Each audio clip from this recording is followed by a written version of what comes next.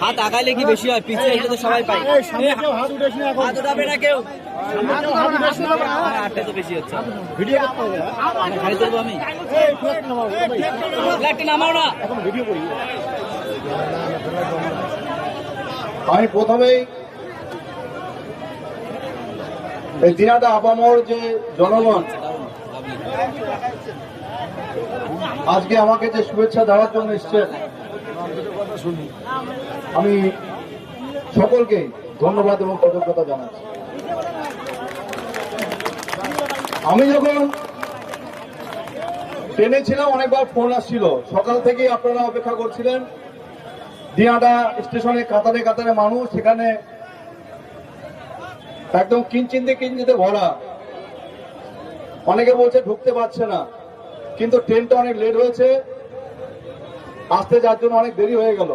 তারপরেও আমি আসার পরে দেখলাম গোটা দিনাটা জুড়ে আসার সময় রাস্তার দুধারে দিনাটার যে আপামর জনসাধারণ আজকের দিনে সকলে যে আনন্দ উচ্ছ্বাস করছিল, দেখে মনে হচ্ছিল যে আজকে যে আমাদের দিনাটা যে বিসর্জন দেখি দুর্গাপূজার সময় সেই বিসর্জন হচ্ছিল, তাই কিনা?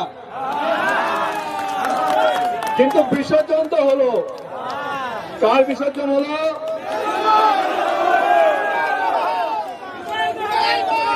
এবং সেই সাথে দিনাটার কালো অধ্যায়ের, দিনাটার কালো দিন, সেই কালো অধ্যায়ের বিসর্জন হয়েছে। আর এই বিসর্জনকে করেছে কারা?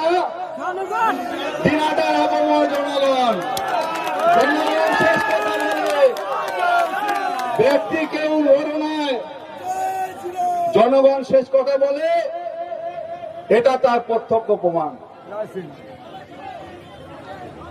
দিনাটায় যত এই সন্ত্রাসবাদী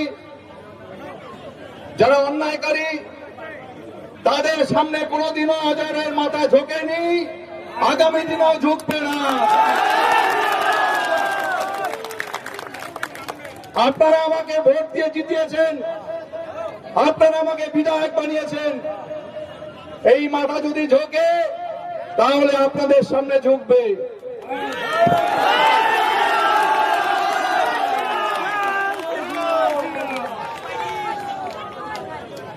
আপনাদের এই ভালোবাসা,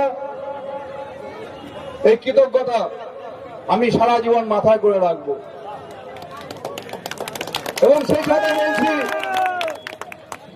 আমি কলকাতায় গেছিলাম ভোটের ফলাফল হওয়ার পরে, দুদিন পরে কলকাতায় গেছিলাম। ওখান থেকে বিভিন্ন খবর পাচ্ছি, আবার শুনছি যে কেউ কেউ নাকি আবার নতুন করে এখানে একটা সন্ত্রাস পাকানোর চেষ্টা করছে। কেউ হয়তো বিজেপির সেই গেরুয়া পোশাক পরে, বা কেউ হয়তো গেরুয়া রং লাগিয়ে তারা বিভিন্ন জায়গায় একটা সন্ত্রাস করার তারা প্রচেষ্টা চালাচ্ছে। আমি তাদেরকে সতর্ক করে দিতে চাই, এটা সেই আগের দিনাটা নয়, সাবধান হয়ে যায়, নালে উল্টো লটকাবো।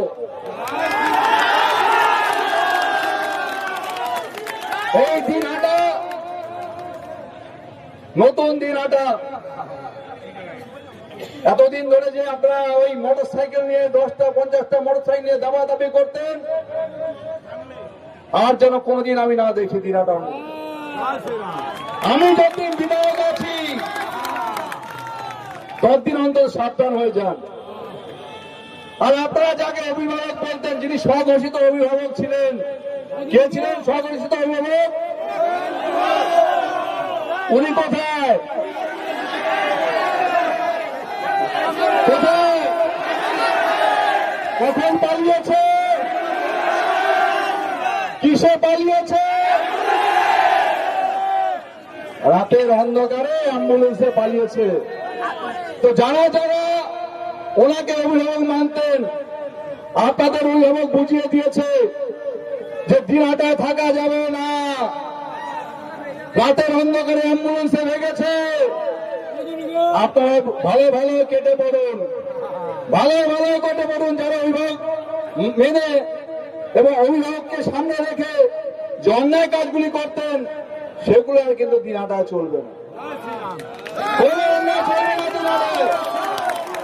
এই দিনাটা জনগণ চালাবে, এই দিনাটা প্রশাসন, দিনাটার মানুষ চালাবে। কোন দালালের কথা এই প্রশাসন চলবে না। দিনাটা কলেজে অনেক ঘটনা আমি জানি, অনেক ঘটনা আপনারাও জানেন। আমি এই মঞ্চ থেকে সাবধান করে দিতে চাচ্ছি, আমার একটার পর একটা প্রশাসনিক বৈঠক আছে, তার মধ্যে বিডিও অফিস, স্কুলগুলি এবং দিয়াটা কলেজ প্রত্যেকটি জায়গায় যাব। কলেজে পঠন পাঠন হবে, কোন রাজনীতি আমরা চাই না, কোন রাজনীতি চাই না। দিয়াটা কলেজে মেধার ভিত্তিতে সেখানে ছাত্রছাত্রীদের ভর্তি করা হবে, কোন নেতার কথায় ভর্তি হবে না। এবার আর গরিব ঘরের ছেলেমেয়েরা তারা সুযোগ পায় না।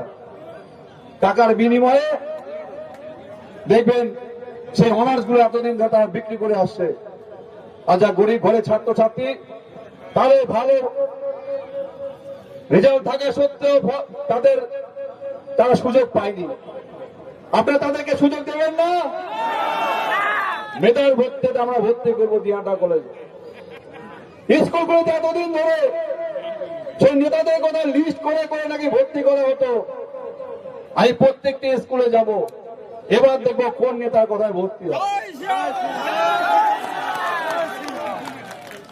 আমাদের দিনাটা একটি মাত্র কলেজ।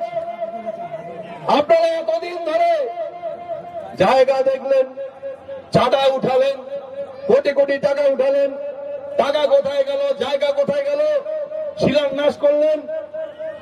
আজ অব্দি তার আতা পাতা কেউ জানেন? কেউ জানেন? আমরা সবকিছু তদন্ত করব। সেই টাকা উঠলো, সেই টাকা গেল কোথায়? আজকে এতদিন ধরে মানুষকে শুধুমাত্র প্রতারণা দিয়েছে, তারা প্রতারণা করেছে। একটা কলেজ তারা তৈরি করতে পারেনি এতদিন ধরে। 15 বছর ধরে তারা ক্ষমতায় থাকার পরেও একটা কলেজ তারা নির্মাণ করতে পারলো না। আজকে বেকার সব যুবক যুবতী রাস্তায় ঘুরে বেড়াচ্ছে যাচ্ছে। শিক্ষিত যুবক যুবতী একটু আগে এসেছিল, আমাকে শুভেচ্ছা জানিয়ে বললো, দাদা আমাদের চাকরি চাই। শুনতে কতটা খারাপ লাগে যে আজকে শিক্ষিত বেকার যুবক যুবতী তাদের এরকম পরিস্থিতি তারা করে ফেলেছে তৃণমূল জামানা। এখন সময় পাল্টেছে। এই বিজেপি আছে এই রাজ্যে।